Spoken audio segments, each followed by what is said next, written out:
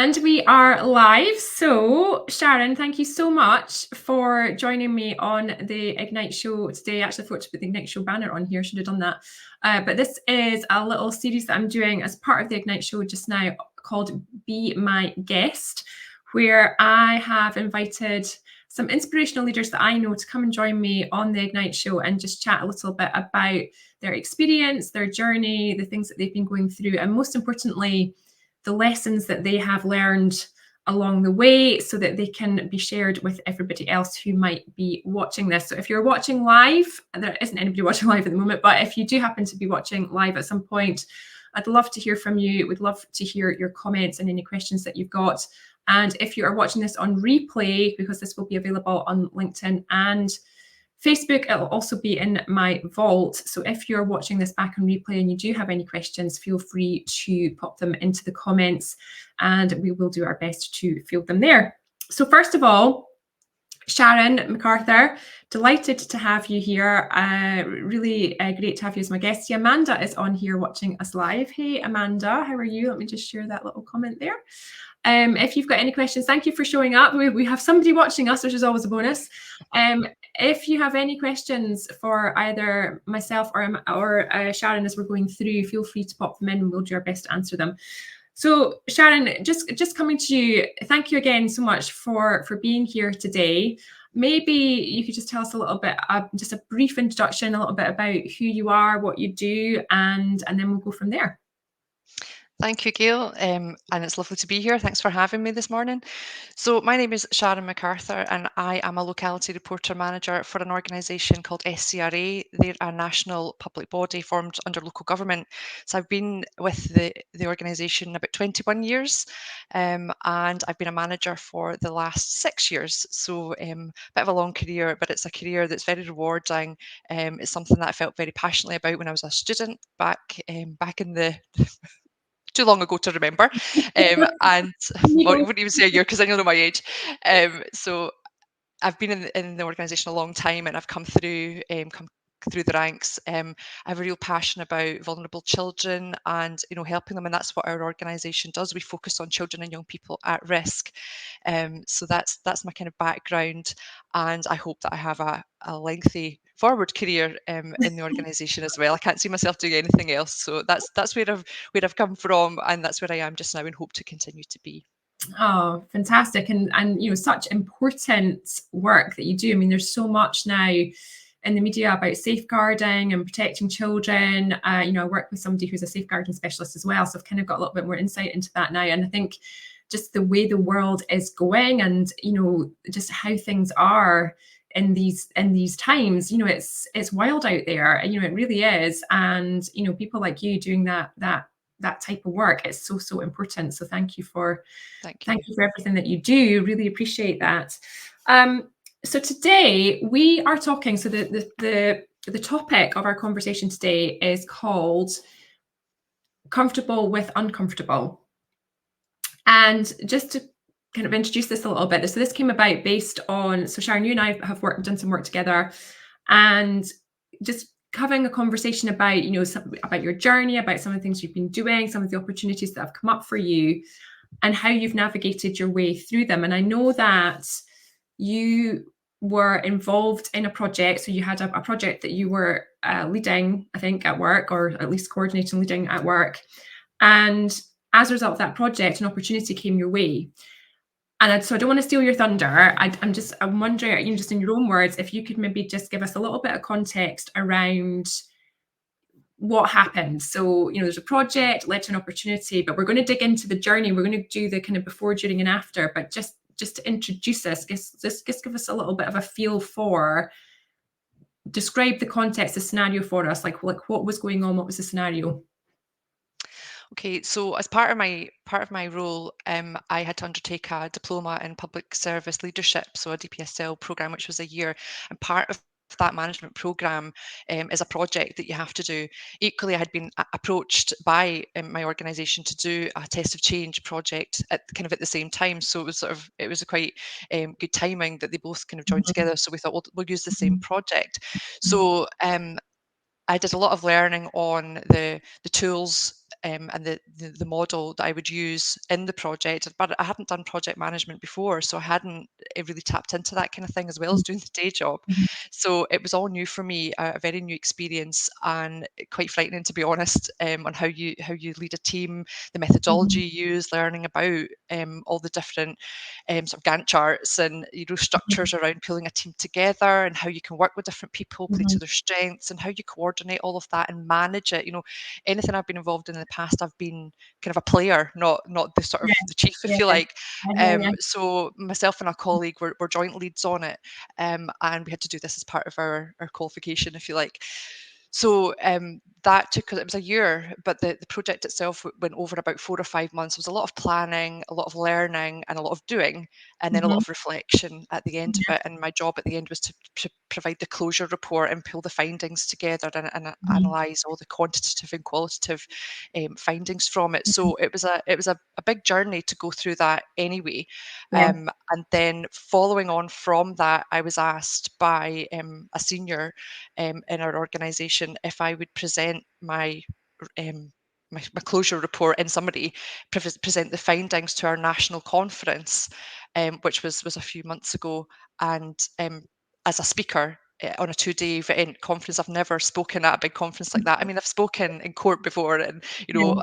on Yeah. caseloads, and that doesn't bother me. And spoken with colleagues, I do a lot of training, and I'm confident with that. I'm absolutely okay with that. But speaking in a room full of 80 to 100 people who are all managers of your level or above, Yeah. I started to kind of panic about everything really. That speaking um, to that volume of people, but speaking to people that I perceive to be kind of cleverer than me, or that whole imposter syndrome, sort of self-doubt, overwhelm, lack of Yeah. confidence sort of crept Yeah. in there. So it was an opportunity for me to do that, which I obviously couldn't miss. I mean, it's something that I wanted people to know about. The project itself, I won't dive into the content of the Mhm. project, but it was linked to children and their experiences and how we can Mhm. make that better for them.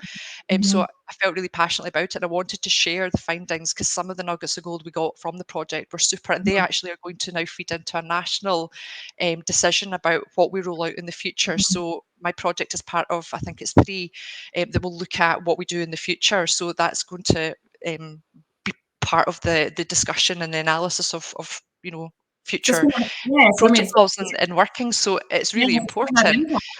Yeah, so, speaking at the conference, when I was first asked, I was a bit like, "Oh, goodness me, can I do this?" And the colleague who asked me to do it was like, "You're probably gonna say no, but it would be really, really good. You'd be super, it would be super."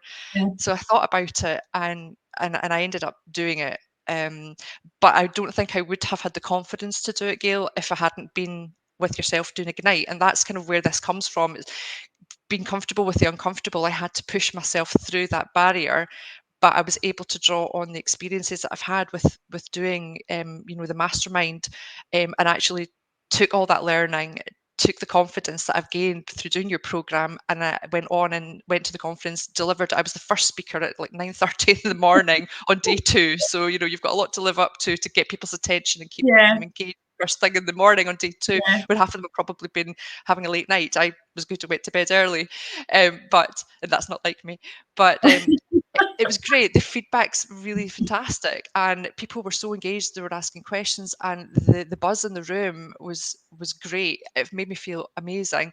And actually, I've had lots of people saying since then, "Oh, can you do a roadshow around the country and bring it to staff? And can you do this? Can you do that?" And oh my gosh, your talk was amazing, and your presentation was absolutely fantastic. And there was a national feedback form that's gone round everybody. And I think out of, I don't know how many people filled it in, probably about 60 say, there was all but one, which there's always one, but all but one all said that it was very helpful, and that they really, really enjoyed it. And someone actually said on their form that my talk was the best bit about the whole 2-day conference.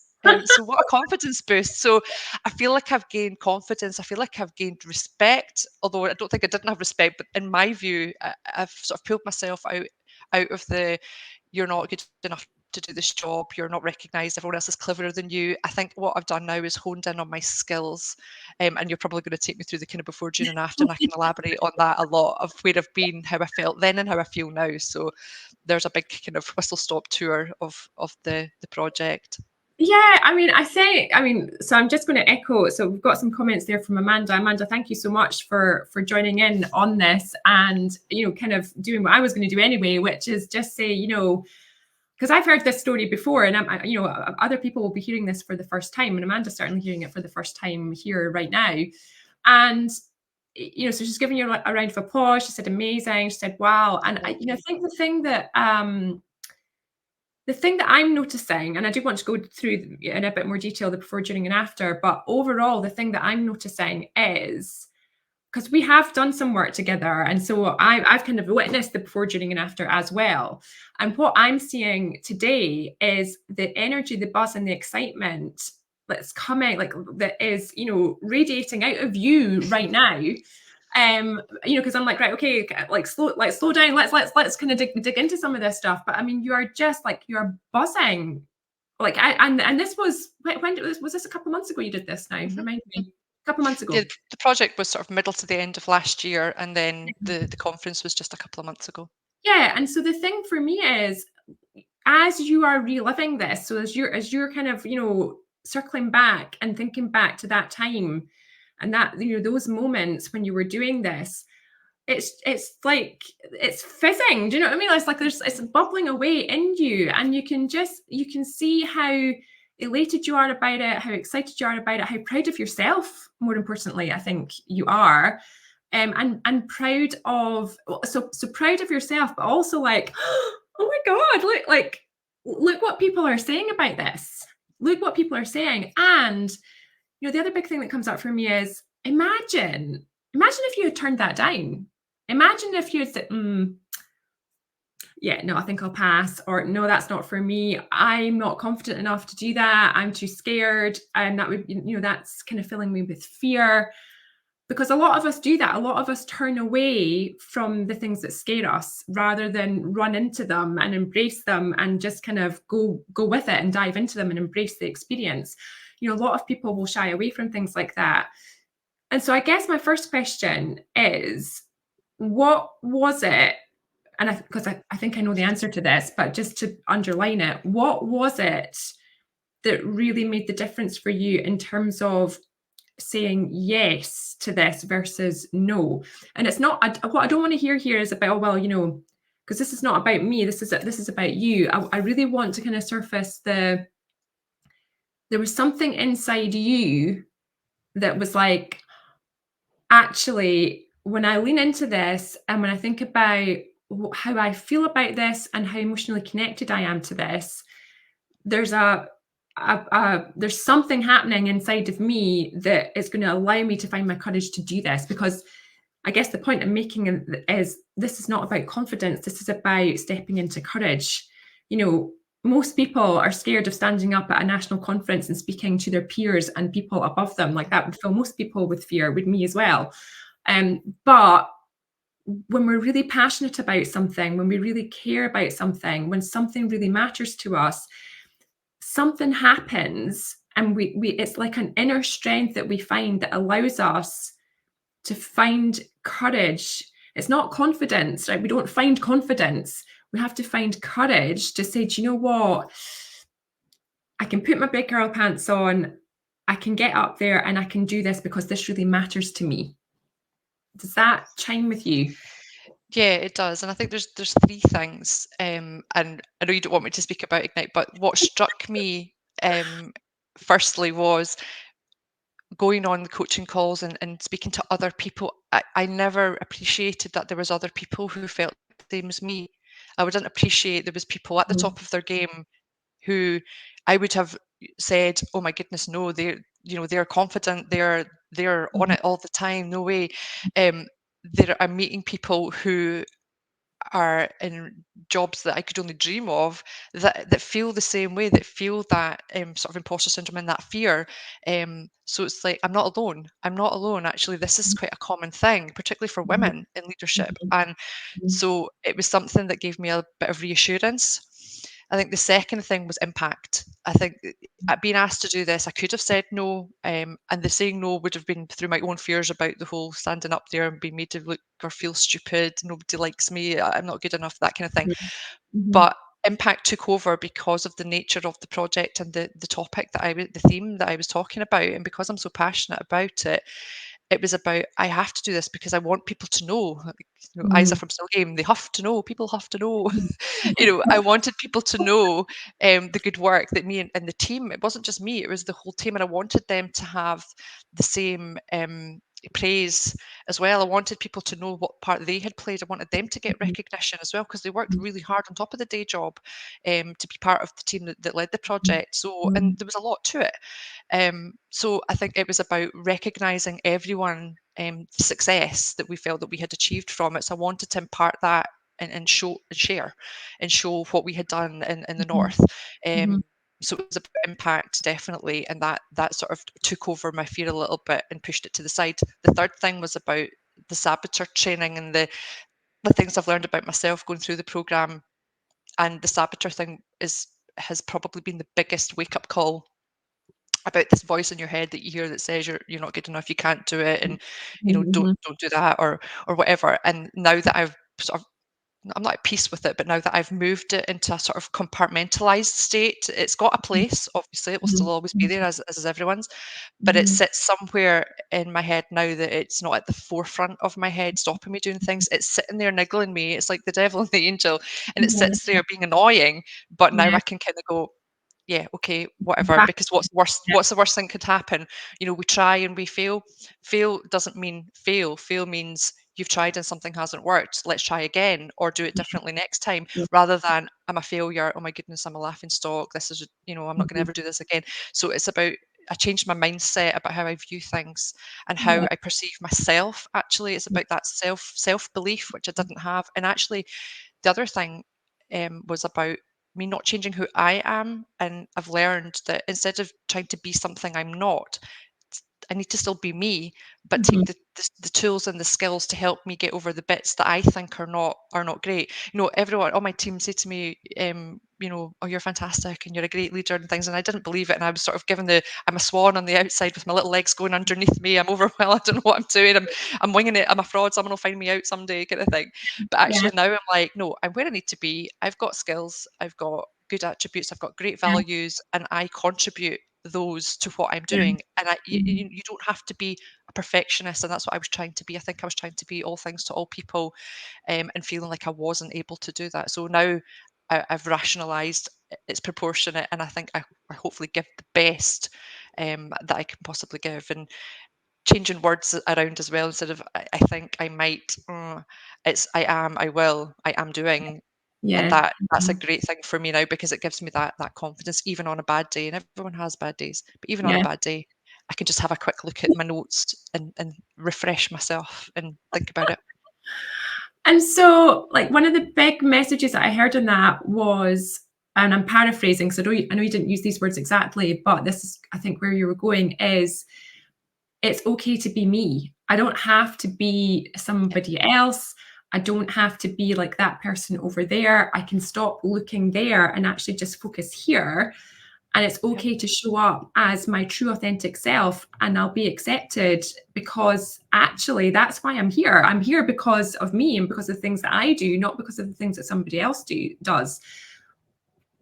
What does it feel like for you to own that? It feels much more reassuring. It feels like I can be me. You know me, Gail. You know me over a few months, and I use humor a lot. And people that know me well know that I have a really wicked sense of humor, and sort of quite a Glaswegian humour, but I do use humour a lot, and so I'm not going to not do that. I'm going to keep being me because I think I get the best out of people by being the authentic me. And if I try and change too much, I think people will not like that, or they'll find it very odd. And I can't Mhm, sustain that. I can't be someone that I'm not. So I think it's a wake up call to stop looking around and trying to copy everyone else. Be yourself and evolve that mhm, way so that you get the best you can be because everyone's different and everyone brings, and you talk about your inner crew and being the captain of the ship and Mhm. things, Mhm. that is what I need to be doing rather than looking around and thinking, I wish I was a bit more like you and you and you and you. It's Yeah. about being yourself and then tapping into other people's strengths so they do their bit too. So it's about being a Yeah. team, and you're Yeah. part of a bigger team. You can't be all things to all people, and not everyone is brilliant at everything. And I needed to have sort of OCD tendencies. I'm a Virgo. I needed to stop that. I needed to stop trying to be perfect and worry Mhm. about everything and worry about what people think of me, because half the time you don't know what people think of you. You make it up in your own head. Or Exactly. if someone has a particular view, that's their view. And, largely you can't change that person's view. That's their property. So, you deal with your own property and don't take on other people's property. And I've learned that the hard way, but actually it's made me a lot more calm, a lot more organized. And Gail, as you know, since having this new mindset, I'm more of a role model. I'm not working all the hours God sends. I am Mhm. taking holidays. I've plotted holidays till the end of the year now. I would never have done that before. I am leaving. Yesterday, I left at 2 minutes to 5 in the office and sort of announced that I was leaving. I'm leaving now. It's 2 minutes to 5. Are you all, are you all paying attention? Because you're also working, and you need to be getting home to your families, work-life balance. And so I'm Yeah. trying really hard to be visual in good role modeling so that the team can see that Yeah. actually we need to have that balance. Yeah, and so on that, so tell me about your energy levels, because the one thing I know to be true is when we are trying to be something we're not, when we are comparing ourselves to other people and trying to keep up, when we're masking, when we're turning away from ourselves rather than turning into ourselves, it's exhausting. It's not impossible, because most of us do it. Most of us do it a lot, actually, more than we probably realize. But it is exhausting, and so I'm curious, where's your energy now? I've got a lot more energy now. I'm not as tired as I was. And now that I've got the confidence of being comfortable with the uncomfortable, I can use that to Mhm. delegate things. I can use that to take pride in what I do. I can use that new confidence to praise myself as well as that. I'm very good at praising other people, but I was never very good at taking praise myself at all. Yeah. And I would always be either uncomfortable with that or not believe it. Mhm. Now I'm able to say thank you.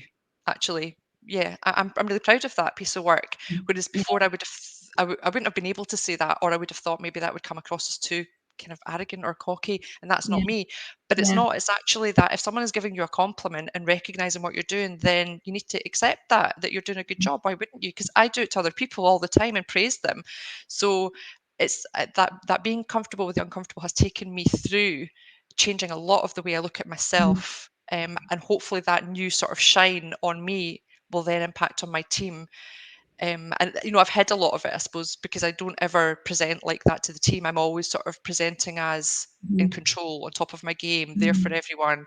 They're always, getting the jobs done and all the rest of it. But now I'm able to actually feel like that myself. And that's the Yeah. difference, because behind the closed door, sometimes you're like 10 o'clock at night still on your emails and you're like, oh, God, I've got to get this done, I've got to get that done, and you're just in that vicious cycle. Now my computer is off and I'm not doing anything at night other than Mhm. social activities or fitness or whatever, or time with my Yeah. family. That's the difference for me. Yeah. Yeah. Okay. So give us, I'm just conscious of the time. So just give us a high level, in your own words, a little summary of before, during, and after this experience for you. Okay, so before before even taking on the project, it was that fear. It was the fear of not being able to do it, not knowing what to do, fear of the unknown, fear of getting it wrong, fear of not being able to learn the things that I've never learned before. It's not my bag, project stuff. The the fear of speaking once I got through the project about bringing it all together and talking to everyone, and it was just the before is nothing like the after, but the before was just this lack of self-belief, self-doubt, and along with the imposter syndrome, it just was a big, oh my goodness, I'm just going to be gliding through this, and I'm going to have to wing it. I'm just going to have to wing it. The during was hard because obviously there's challenges along the way. There was lots of challenges in the project that we had to overcome, and that was a journey in itself. So the kind of the takeaway from that is that they're just bumps in the road on the journey, and you just get over them. You get over each bump and you get on to the next thing rather than saying it's a disaster, that's the end of it all. So Mhm. again, I learned to navigate all the different challenges with the people around about me and using them to help come up with solutions and to iron Mhm. things out. But with me coordinating it and navigating and get my hands dirty as well. I was part of the Mhm. team, but Mhm. keeping things on focus, on track, on time scale, all those other things, making tweaks where we had to. So the Mhm. during, it was exciting, but it was tiring and it was tough to keep it going and to do the learning because I was learning as I was going as well. But I suppose Amanda said, how did you handle the stress of Mhm. the during? I think it Mhm. was just by having really great team around me, and making sure we met regularly and praising them where things had gone right. And then we worked together on the solutions where things were going wrong and not taking ownership of everything that went wrong myself, because I tend Mhm. to do that. I'm a fixer. Mhm. So I was trying not to be the sole fixer, trying to include everyone when it was good, but include everyone when it wasn't on track as well, so that we could work Mhm. through it together. And I felt like I was supported. So that was the during, and my confidence did start to increase a little bit at that time. And then obviously putting together doing the Ignite program, and then by the time we got to the end of it, was getting over that confidence and that presenting to the confidence of the leadership confidence of all these managers and things, and getting over Mhm. that hurdle, and then finding my voice and finding that confidence to deliver in in a passionate way. Mhm. And I did it. And that, so the after is that buzz, like you say, Gail. It's that I'm really proud of it. I'm proud of me. I'm proud of my team. I'm proud of the project. I'm proud of where it goes. And even if it doesn't go anywhere, even if we're not selected as something that we'll roll out nationally, that's okay as well, because Mhm. the team and I are at peace with the fact that we've had nuggets of gold in that we can share with people. We can Mhm. share our journey. We can share our learning of the things that Mhm. went well and the things that didn't go so well. So if there's a Mhm. project comes up again, we might put our hand up and say, actually, we'll do that. We'll take that on, Yeah. because if Yeah. it's a test to change, we're happy to test that. And you can rule things in and rule things out. So it's not always about the end result being, this is going to roll out and it was all you. Mhm. It can also be, actually, we're not rolling this out because, and this is what we found out why it won't work. And that's just as Yeah. important. Mhm. So the learning is really important. And again, that's what kept me going, was whatever happens with this, the end result has learning for us Yeah. all that we can share nationally with everyone. Yeah. And obviously it's all going towards the best outcomes for children and their experiences. So it means something. It actually is tangible in that way, that it has an end point where it's going to make a difference to children and young people. So it's great. So the thing that I'm noticing about all of that, Sharon, is the underlying I don't know what the underlying what I'm trying to describe, but there's an underlying theme, I think, here of all of this, like the whole thing from start to finish, being driven by purpose and passion. Because what you just said there was, at the end of the day, this is all about the children. This is all about doing the right thing for them. This is all about that mission, that purpose, that thing that is calling you forward, spurring you on, because it's not about you. There's a higher purpose, a higher reason, a Yeah, mission behind doing this, which calls you forward. absolutely. And I think that's kind of, in a roundabout sort of way, that's what I tell my saboteur when they're there and seeing things. It's like, well, hold on a minute, actually.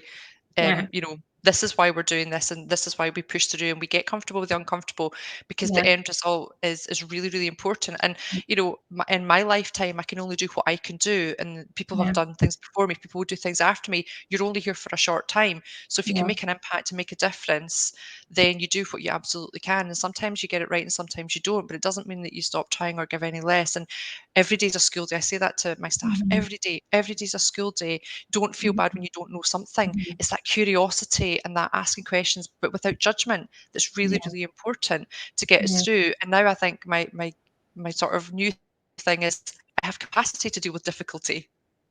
Like, bring on difficulty. I smile in the face of adversity.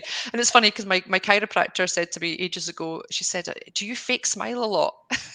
And I said, yeah, probably, like grinning or like a panic underneath, but like smiling on the outside. She said, "Jen, Yeah, you've got a really tight jaw." So I've always remembered that, but now I think I'm smiling at adversity. Like I'm properly smiling. It's not Yeah, a fear smile. I'm smiling at adversity because I know that actually I'm comfortable now with the uncomfortable, and yeah, actually I've got the capacity to deal with difficulty. So, yeah, let's go. It's fluid. It's going to be fluid. Like you said at the start, Gil, our world is changing politically, economically, yeah, yeah, and we have to keep up with that. But we also have to be brave enough and have the courage, because in the line of work that I'm in, our children are really important. The next generation are the next generation of adults. Our yeah, children, our children's children. So we have to try and get it right whenever we can, and that's for me where I fit in at the moment. And as Thomas Edison said, I love that quote about the light bulbs. I haven't failed. I've just found 10,000 that don't work. yeah. That's the kind If of we hadn't, yeah, but mindset. if we hadn't kept going, where would we be? Yep, Um, in the dark. and in the dark, yeah. And so that's my next question for you is, if you hadn't said yes, what then? Where would you be? I would still be a bit further forward in terms of the project and the confidence and what I've learned from Ignite. But if I hadn't said yes, I wouldn't have used the tools that I have learned and are in my toolbox now to go and speak in front of these people. And now I feel like if I'm asked to do anything again, it's not a problem. It doesn't matter whether it's Mhm. 100, 1,000, Yeah, 2,000. It doesn't matter how many people, and it doesn't matter what their roles are, yeah, because now I can present with confidence. I can share my story, whatever the story is, and still use my humor and be who I am authentically. And the yeah, feedback I've had is that people like that they see me as me, and actually that the other thing is when I'm looking out at that audience, there's probably 50% of that audience have felt or feel the way that I have felt or feel. So their journeys, are all different, and actually, yeah, no judgment, because they're probably sitting going, "Oh my goodness, I don't think I could do that." yeah, Potentially. And that gives me comfort that there's other people that feel the way yeah. that I have felt and feel. So yeah, that's that's Yeah, and my thought. the thing is, Sharon, like it would be more than 50%. Like, it's more likely to be 90% and above, that would have been feeling that and thinking, gosh, look at her up there. I'd be really nervous if that was me, and isn't she doing a great job? And so yeah, all that good stuff. Final question. Um, what would you say to someone who is where you were 6 months ago, being faced with the opportunity and with that question of, will you come and present at our national conference and tell your story, and going, oh, like, what would you say to them? Believe in yourself.